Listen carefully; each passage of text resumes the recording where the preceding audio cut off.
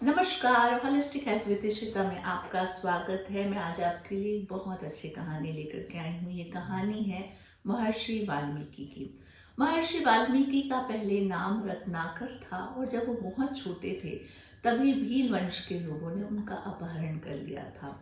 उन भील वंश के लोगों का ये काम था कि वो डकैती और लूटपाट के माध्यम से अपनी आजीविका चलाते थे। तो रत्नाकर भी बड़े होकर के इसी तरीके से अपनी आजीविका कमाने लगे। एक रात जब वो लूटपाट के इरादे से अंधेरे जंगल में जाते हैं, वहीं से नारद मुनि गुजरते रहते हैं। वो नारद मुनि से लूटपाट करना चाहते हैं। नारद मुनि कहते हैं कि ठीक है, मेरे पास जो है वो आप ले जाओ, लेकिन आप ये गलत कर्म क्यों करते हो? तब रत्नाकर उनको कहते हैं कि मैं अपने परिवार का पालन पोषण करने के लिए ये कर्म करता हूँ। तो नारद मुनि कहते हैं कि ठीक है, इस कर्म का कर्म फल भुगतने के लिए क्या तुम्हारे परिवार वाले तैयार हैं? तो रत्नाकर कहते हैं कि बिल्कुल, मेरे परिवार वाले मेरे कर्म का कर्म फल भी भुगतेंगे। तो नारद मुनि कहते हैं कि ठीक है, मैं यहाँ बैठता हूँ, तुम घर जाओ और अपने परिवार वालों से यह पूछ करके आओ कि वह कर्म फल भुगतेंगे कि नहीं। रत्नाकर मान जाते हैं और अपने दो साथियों को नारद ऋषि के पास छोड़ करके अपने घर जाते हैं। अपने घर जा करके जब वो अपने बूढ़े पिता से पूछते हैं कि मैं जिस तरीके से लूटपाट करके अपने घर का पालन पोषण करता हूँ, आपकी सेवा करता हूँ, क्या मेरे कर्म का कर्म फल आप भुगतने को तैयार होंगे? तो पिता कहते हैं कि नहीं, मेरी सेवा करना तुम्हारा कर्तव्य है, लेकिन तुम यदि गलत तरीके से कर्म करते हो तो मैं तुम्हारा कर्म फल भुगतने को तैयार नहीं हूँ।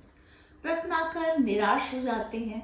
फिर वो अपनी पत्नी और बच्चे के पास आशापूर्ण निगाहों से जाते हैं। पूछने पर उनकी पत्नी व बच्चे कहते हैं कि हमारा पालन पोषण करना आपका कर्तव्य है, लेकिन हम आपके गलत कर्मों का कर्म फल भुगतने को कतई तैयार नहीं है। रत्नाकर बहुत निराश हो जाते हैं और उदास होकर के वापस जंगल में नारद मुनि के पास जाते हैं। तब नारद मुनि उनको समझाते हैं कि मनुष्य को उसके किए हुए कर्म का फल स्वयं ही भुगतना पड़ता है। कोई भी किसी के कर्म का कर्म फल नहीं भोग सकता। वह उसी व्यक्ति को भोगना पड़ता है जिसने वो कर्म किया है। भारतीय दर्शन भी इस बात को स्वीकार करता है और वो एक लाइन कहता है, कृत प्रणाश, मतलब किए हुए कर्म का फल हमेशा भोगना पड़ता है, वो कभी नष्ट नहीं होता है। यदि आपने पुण्य कर्म किए हैं तो उसका फल सुख रहेगा, आपको जीवन में सब कुछ अच्छा मिलेगा। लेकिन यदि आपने पाप कर्म किए हैं तो आपको दुख और निराशा झेलनी ही पड़ेगी। ये दर्शन आगे कहता है कि अकृतम्य पदम, मतलब जो कर्म हमने नहीं किए हैं उस कर्म का फल भी हमें नहीं मिलेगा।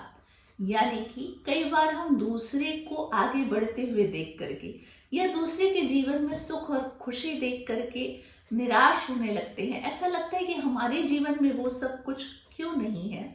तो उसके पीछे कर्मा फिलॉसफी है, कर्म की अवधारणा है कि जिसके जीवन में सुख है उसने जरूर कभी ना कभी जीवन में अच्छा काम किया है, तभी उसके जीवन में सुख है, और हमने नहीं किया है इसलिए हमारे जीवन में वो सुख नहीं है। रत्नाकर को बात समझ में आ जाती है और उसे यह समझ में आता है कि जीवन का सत्य कुछ और ही है। फिर वो जा करके जंगल में तपस्या करने लगते हैं और वो तपस्या में ब्रह्मा जी को याद करते हैं, उनका स्मरण करते हैं। बहुत सालों साल जब वो तपस्या करने लगते हैं, तपस्या में इतने लीन हो जाते हैं कि उनके चारों तरफ दीमक की बांबी बन जाती है। ब्रह्मा जी उनसे खुश होकर उनके सामने प्रकट होते हैं और उनको कहते हैं कि पुत्र रत्नाकर, बोलो तुम्हें क्या चाहिए। तब रत्नाकर की समाधि भंग होती है और वो कहते हैं कि मैं आपका पुत्र नहीं हो सकता, मैंने बहुत गलत कर्म किए हैं, मैंने लोगों को परेशान किया है, लूटपाट की है। तब ब्रह्मा जी ने कहा कि पर उसके बाद तुमने इतनी तपस्या की है कि मैं तुम्हारी तपस्या से खुश हुआ।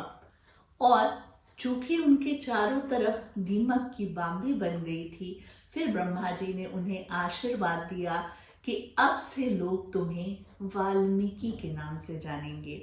और उसके बाद महर्षि वाल्मीकि ने कई ग्रंथों की रचना की।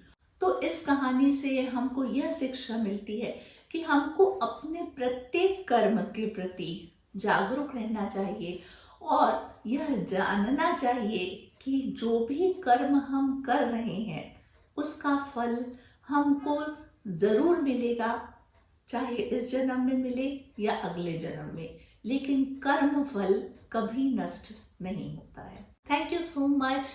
मैं इस चैनल के माध्यम से शारीरिक, मानसिक, सामाजिक और आध्यात्मिक स्वास्थ्य से रिलेटेड वीडियो डालती रहती हूँ। तो यदि आपको ये कहानी पसंद आई तो और भी लोगों के साथ शेयर कीजिए, और यदि अभी तक आपने मेरा चैनल सब्सक्राइब नहीं किया है तो सब्सक्राइब कर दीजिए। Thank you so much.